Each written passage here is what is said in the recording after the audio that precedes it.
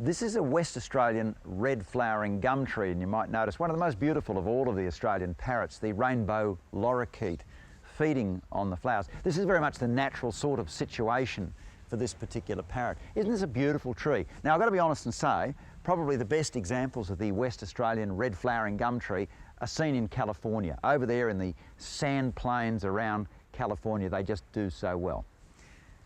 This is East Coast Australia and they don't do as well over here, but the tip is, although they can sort of grow anywhere, the best of these are near the beach.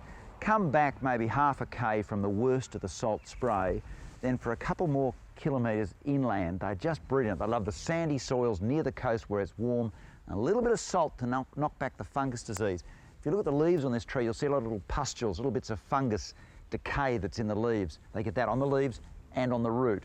Coastally, of course, it's nowhere near as much of a problem. So if you're on the coast and you're thinking of a really good tree, the West Australian red flowering gum tree is a great tree, although as you probably are aware, we've shown you some of the hybrids of this tree and they're possibly even better. Things like summer red and all that, these hybrids of the West Australian one. Absolutely gorgeous. Interesting story.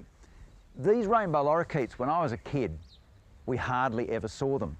They used to migrate up and down the east coast of Australia. As the gum trees flowered, they'd just move, and there were small numbers of them, and if you were lucky, wherever you lived east coast, you'd see them for a week or so, then they'd be gone for most of the rest of the year. Since people started growing more native plants, but more particularly since people started hand feeding the rainbow lorikeets, there's far more of them now than there ever were. Even when Captain Cook arrived, there were nowhere near as many of these birds as there are today. So they are one of the birds that has benefited enormously from interference and indeed hand feeding by people. Should you feed them? Of course you should. Will there be dietary problems? Highly unlikely, but of course if you're worried about that, Burke's Backyard has a special formula to feed rainbow lorikeets, which you can get from us on the internet. And then you know when you're feeding them, you're doing the right thing. But anyway, bottom line, if you like red flowering trees, the red flowering gum tree is a cracker. From seed, sometimes they flower white and it'll break your heart. Buy the grafted hybrids and they will flower exactly the colour you want every time.